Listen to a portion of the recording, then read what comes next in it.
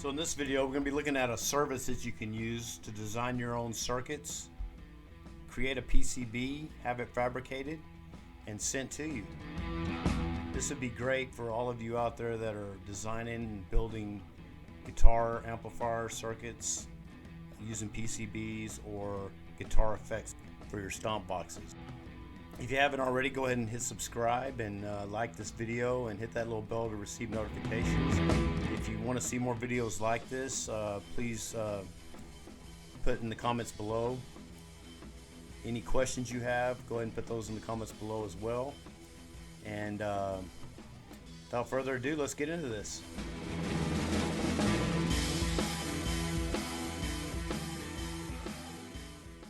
Hey, this is Will with SRT Amplification. I just wanted to go over something with you that I've been working with in a short little video. But first, just a little bit about me that pertains to why I'm showing this video. I spent 27 years in the military. I spent 7 years in the National Guard and 20 years active duty. During that time, I started out as a combat engineer, and I had the opportunity about 3 years into my active duty career I was accepted into a program that allowed me to get involved with an organization that's part of the Corps of Engineers called Prime Power. And I went through a year-long school for that, which included some college classes and all kinds of other stuff, and very technical school. And I learned electronics. I learned, which is my passion. I've always been interested in that. And then I actually did that job for the Army for 17 years, all over the world. I mean, you name it, I've probably been there. Honduras, Liberia, Afghanistan, Iraq, Syria, or Jordan. I never went into Syria. Kuwait, UAE, Philippines, Japan, Kyrgyzstan. I was stationed in Germany for a while. Pretty much, I've been around. And when I retired, I had the opportunity to go back to that school as a civilian instructor and teach the course that I actually went through, or a portion of the course that I actually went through.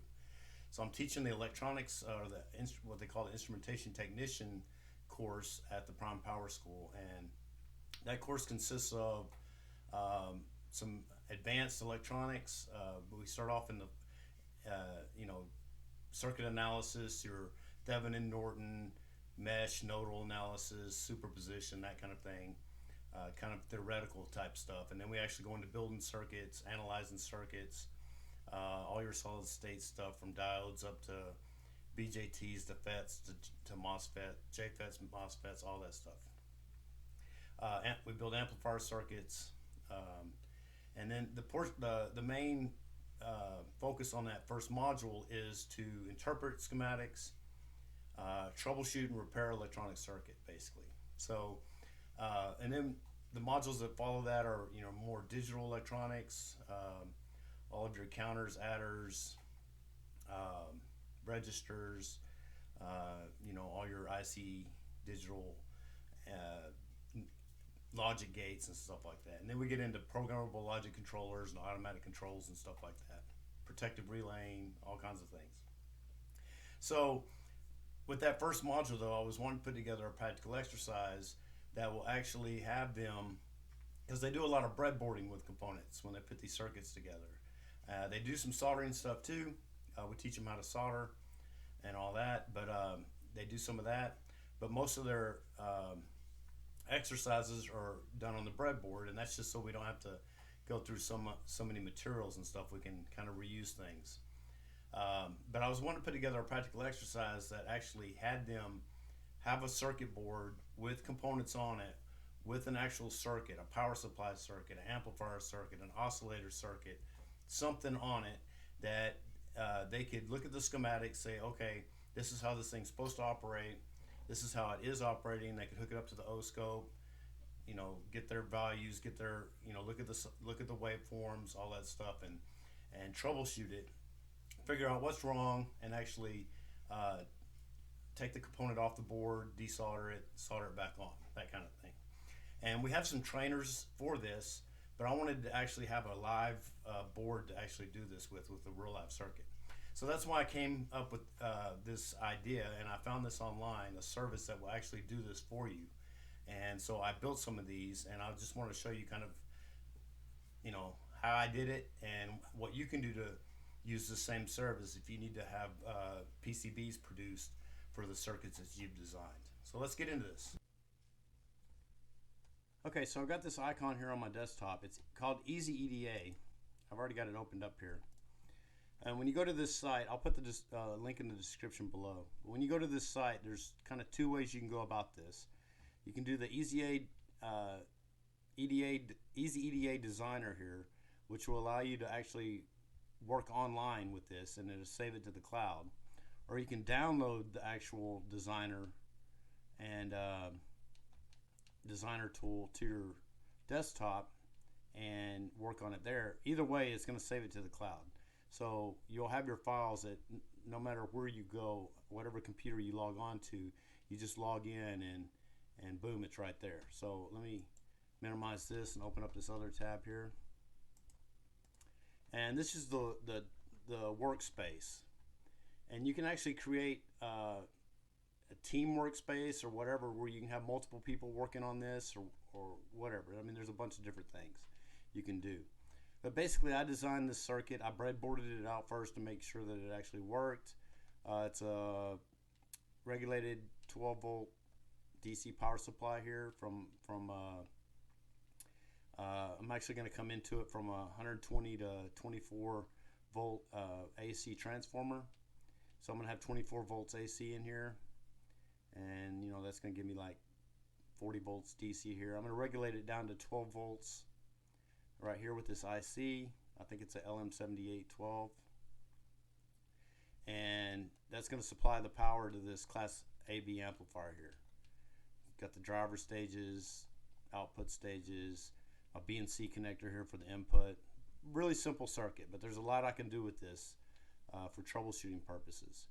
One of the things you can do with this, not only can you build this and convert it to a PCB, but you can also do simulations on this, like Electronics Workbench or Multisim or PSpice or any of those, where you can actually see how it's going to actually react. You can put an oscope in there, voltmeter in there, different places, whatever. So it's very handy to make sure what you're doing is right. Once you get this where you want, you come up here and you hit convert to PCB, and I've already done this, so it converts it to a PCB. Now, it doesn't do this. All these components are off the board up here initially, and then you drag and drop them where you want, and then you run the traces how you want. Or you can come up here and hit auto router, okay, and it will actually route them for you. Now, it doesn't do them the most efficient way, I think, so I just did it myself. But this is a 2-layer board. If you can see over here the different layers and the different objects, and you can take whatever you want, not to see off of here, just like in a CAD program, right? But anyway, and then whatever you want to edit, whatever layer you want to edit, you got to have the pencil in there, right? But anyway, this red layer is the top layer, and the blue layer is the bottom layer. It's a 2-layer board. You can have up to 6 layers. You can see right here that this is the ground. You can see it says ground width 0.85 millimeters. So it's a little bit larger than the other traces. And you can see these traces right here are only like 0.4 millimeters. If I click on this, you go over here to the right of the screen, and it says 4 millimeter width, right? So then you can go over here to this 2D view right here, and you can, I've already got it opened up here, it calls it photo view. But you can actually see how your board's going to look, okay? Obviously you're only seeing the top trace. Then you go to 3D view, and you can actually flip this thing around. It's got the components on there. Now, it doesn't have all the components on there because some of the components that I used to build the footprints were just generic footprints. They weren't necessarily real components. If you were actually going to want them to fabricate this board for you with the components on there and populate the board with the components on there, then you'd want to actually put put the right components in here where it actually populated. But I wasn't going for that. I just want the board. So whether there was any components that populated in here or not didn't matter to me. But if you do it correctly, you will have components all populated in here. So then once you get that, once you have your PCB where it's at, you can come up here to fabricate, and you can either pull down, you can say BOM, which is your bill of material. It will actually build a bill of material for you where you can order it, or you can just save this. You can export it, and you can just have this say, oh, these are all the things I need to order from someplace else maybe for my project. Or you can go up here and hit PCB order. So if you do the parts order thing and you just want the components, if you hit parts order, it pulls up their companion site, which is LCSC, and I've actually ordered some parts from these guys. They're pretty good. And see, it's already still got me signed in here, and you can actually order the parts. Now what's cool about this is, if let's say, so here's that regulator right here, and if I right click on it, it's got attributes, and then I scroll down, it's got view data sheet, and that actually populates in that site that I was just on, and it gives you the picture of it. It's an LM7812, what it looks like. You can click on here for the PDF file, data sheet. It'll download it, save it to your computer, and you can go from there. So, and then the site, when you want to build the PCB, you hit PCB order, and it takes you to their companion site, their other companion site, JLC PCB, and you go through there again. It's already got me logged in. It's got order history. You can go through there, yada yada yada. My file, and then you upload the Gerber file. So I didn't show you that part, but on the design up here, it says convert to PCB, and that actually creates a Gerber file for you. Let's see here. Well, when you're in the PC, okay, once you've already got your PCB laid out and all that stuff, you run a test on it, a DRC test, and it will tell you if there's any errors. And see, it says no errors. Okay, so I know I'm good there. Like if I didn't have a trace from here to someplace or whatever, it would tell me that that error was there, and I could go fix it. And then you just come in here to PCB fabrication file, Gerber file, and it will create that Gerber file for you. I already ran a DRC check, so I don't have to do it again. And then it says generate the Gerber, and it takes that Gerber file in this JLC PCB and asks you some questions like what color do you want the board, all that stuff. There's a minimum 5 board limit. The first 5 boards you order is only like $2 for 5 boards, so it's pretty cheap.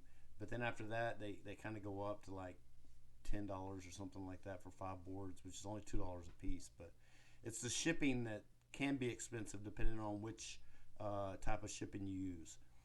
The last couple of shipments that I got on these boards, I used the fastest shipping, and I got it within like 6 days, so it was really, really fast. But if you don't want it that fast, if you want it, I think the other option was like 8 to 14 days, and it was quite a bit cheaper for shipping, it's like $5 or something like that. But yeah, they do SMT, which is surface mounted stuff. They got surface mounted components, and they do the the 3 layers. Here's all the specs right here. So $2 for 5 pieces, starting at $5 for 4 to 6 layers, 2 layers. That's all I went was the 2 layers. So it's very, very fast build time, very, very fast shipping. This kind of guides you through all of the procedures that you'll have to go through to order them. It's very intuitive, very easy. I'm very pleased with the products. I've actually soldered some some of these up already, and they work great. So I'm very pleased with it. I didn't go through all the features that you can do with this, but if you guys have any questions in the comments below, please put them in there, and I'll try to answer them if I know it. If not, I'll try to find it. But it is kind of a learning curve. The CAD part was easy, but just kind of how to go through and do the fabrication and all that stuff is kind of a learning curve. So I hope you enjoyed this video.